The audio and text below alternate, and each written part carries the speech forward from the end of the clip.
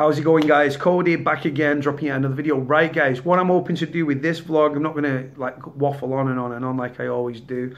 What I'm looking to do, guys, is I'm hoping that we can set up a prison database. Now, for those that don't know, if you just come to my channel or something, my name's Cody. I'm a former prisoner, a former criminal and stuff like that. I've only been in prison 3 times. I'm not an expert on anything, guys. I'm an expert in my own life. But the amount that my prison connections, prisoners' girlfriends, former prison officers, serving prison officers, people that are going into the prison service, prisoners' mothers, girlfriends, fiancés, people that are potentially going to prison is off the scale. Local, national, do you know what I mean? They're everywhere. Scotland, Wales, Manchester, Leeds, London, Liverpool, Lincoln, I mean York, just everywhere. So what I'm hoping to do, guys, right, for those that don't know, I get contacted on a weekly basis. Sometimes it's several times a week, sometimes it's once a week, sometimes it's once every 2 weeks.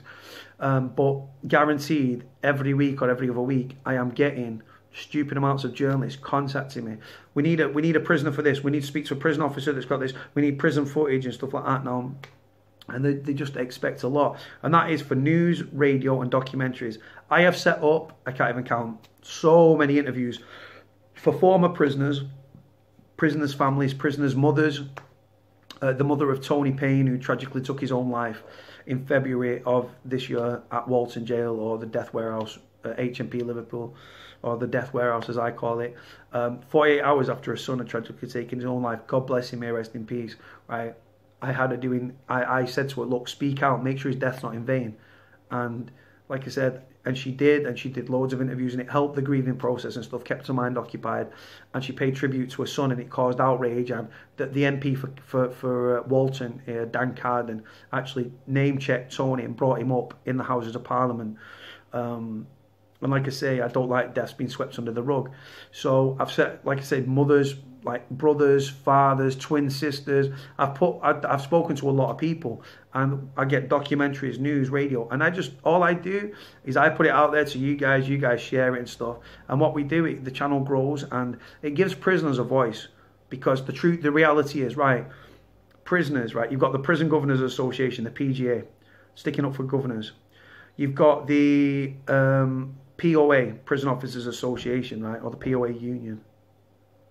Right, so yeah, you've got all them, right? Prisoners, yeah, you've got Partners for Prisoners and stuff that help prisoners' families and stuff during the process. You've got the Howard League for Penal Reform. You've got the Prison Reform Trust and stuff.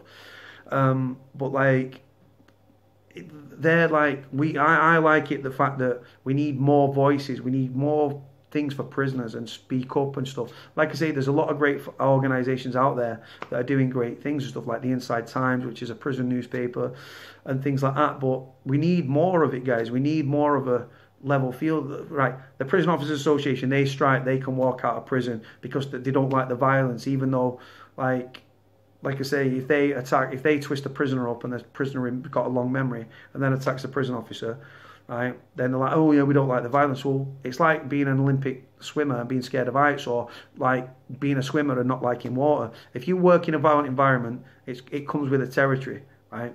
Just like if you're a criminal, being arrested comes with a territory, or even murdered, because it goes on.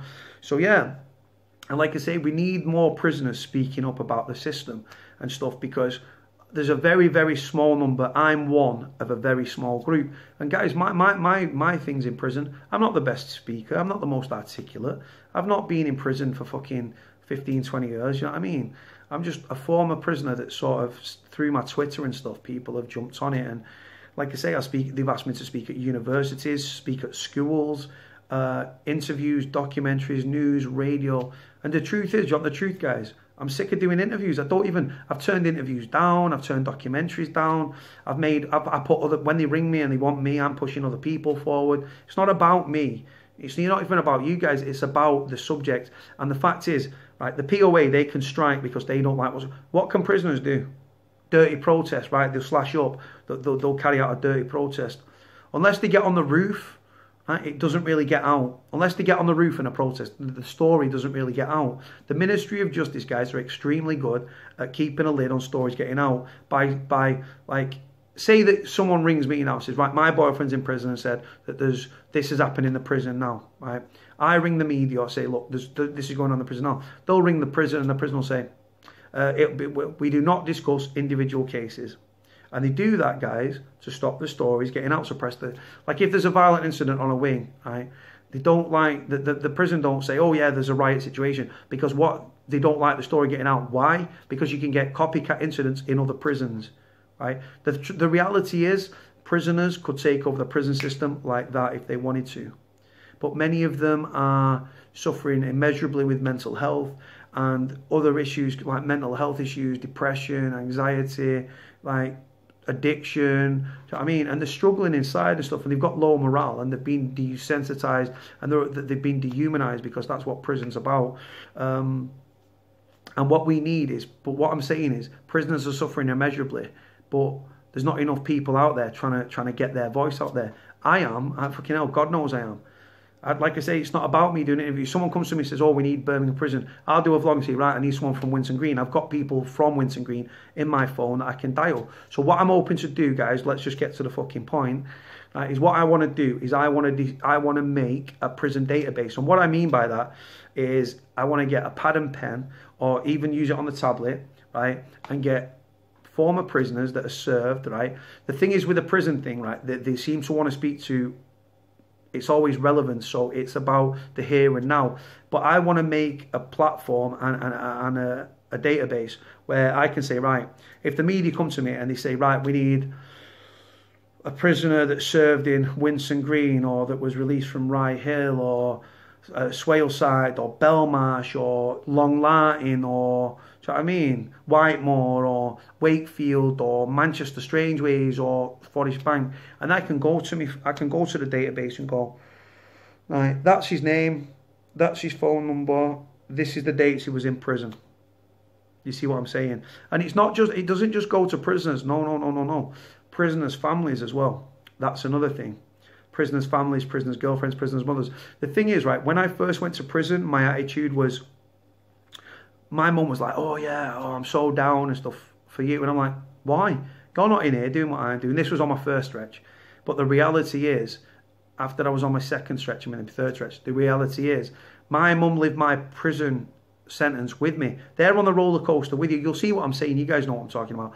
You are serving. If you have got a loved one that is in prison, you serve that sentence as much, if not more, than them. They're sat in prison. It's you that's running around and spending money that you haven't fucking got, because money's tight everywhere, to go on visits and stuff. Not everyone's in a prison in their own town.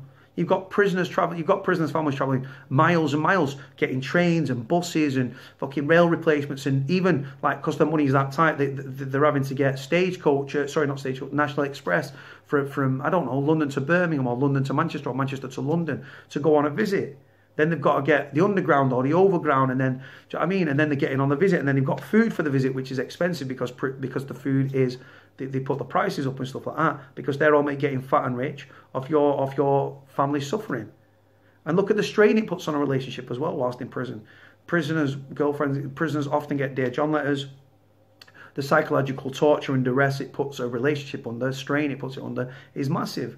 And like I say, we need to support each other, guys. And I love it that we've got this platform and stuff, and we can share stories, and we can put people in contact with people that can help each other.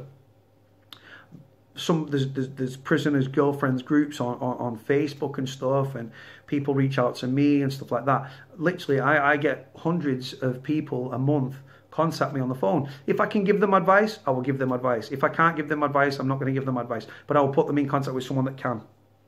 That's what it's about. It's about networking, guys. I don't give a shit about my channel. I don't even rate my channel. You guys seem to like it. I'm just a dickhead that talks too much. I'm not articulate. I'm not polished. There's a lot of other better people out there when it comes to prisons that speak a lot more like fluidly than I do. Do you know what I mean? People like my channel because they say it's raw and it's real. I don't really buy into that, but you guys keep coming back, so it's all good. So yeah, I want to get a database for you. If you guys are interested, I'm going to put my email in the link in the description below. I'm going to put my mobile number in the link in the description below, my Instagram and my Facebook. And if you guys want to hit me up and you want to send me your details and stuff, and then I can give you the bell, get a bit of a feel for who you are and stuff. And then what I can do, I can say, right, so this is your number. You was in this prison. You was in and out for. You did 6 stretches at these prisons. You most recently got out this time, and then bam. And then what we can do there is then I want to do that with everyone. And not just prisoners though, but prisoners' families as well, girlfriends, prisoners' mothers. Because like I say, some prisoners' girlfriends haven't got a clue because they've never been through this before. Other prisoners' girlfriends, it's like they've been in prison, they've got that prisoner's mentality. Because if you say like a PEI or something, like a physical education instructor, right?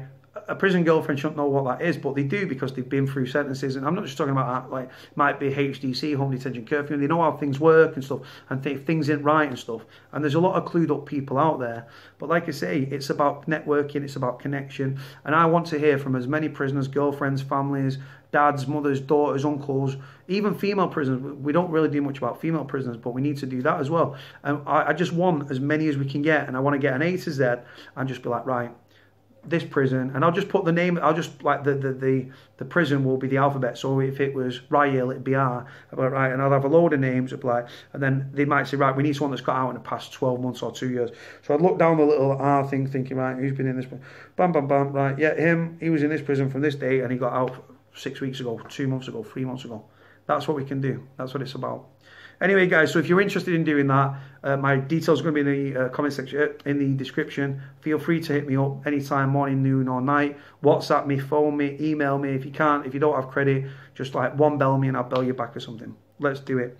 On that note, guys, going to leave it here. Like I say, just let me explain. The idea of the database is so that when these journalists and documentary makers and radio programs ring me, I can just go, right, bam. Rather than having to do vlogs and asking for people, which is quite amateurish, I can just have the people there, like, bam, and I keep it up to date because I'll keep letting people know I'm looking for more people to speak to. I'm looking to interview prisoners as well, but I'm going to do that on the next vlog. So I'm going to leave it here, guys. Like, comment, subscribe. Cody out.